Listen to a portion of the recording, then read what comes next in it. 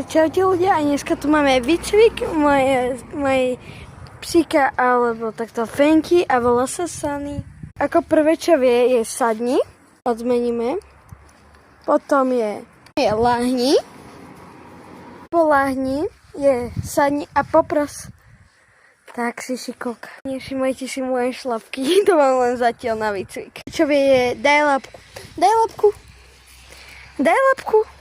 Tak šikovka dala labku, no. Ju učím proste všetko tak robiť rýchlejšie. Pochopil im, takže proste všetko robím tak rýchlo proste, na rýchlovku a neviem čo akorát robiť, tak ak viete, napíšte do komentov, budem rada. Zabudla je, že ku mne, tak si to ideme vyskúšať, či to ešte vie. Či to ešte vie, tak to znamenalo, že proste už sme to dosť dlho neskúšali, teda ja. Takže ideme si to vyskúšať. A ostaň. Na mieste ostaň. Ku mne. Troška sa nám sadni a popros. Tak, ježiš, to je tak roztmorké poprosy. Ciame sa. Som si zobrala 2 granulky, lebo pomôžky nemám ani nič. Nechaj ich. Ideme si teda rýchlejšie všetky tie cviky vyskúšať. Láhni, sadni, popros, sadni, labku.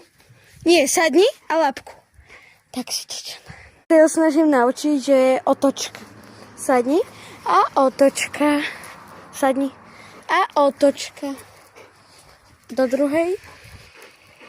A do druhej. Au. Nakúšiš.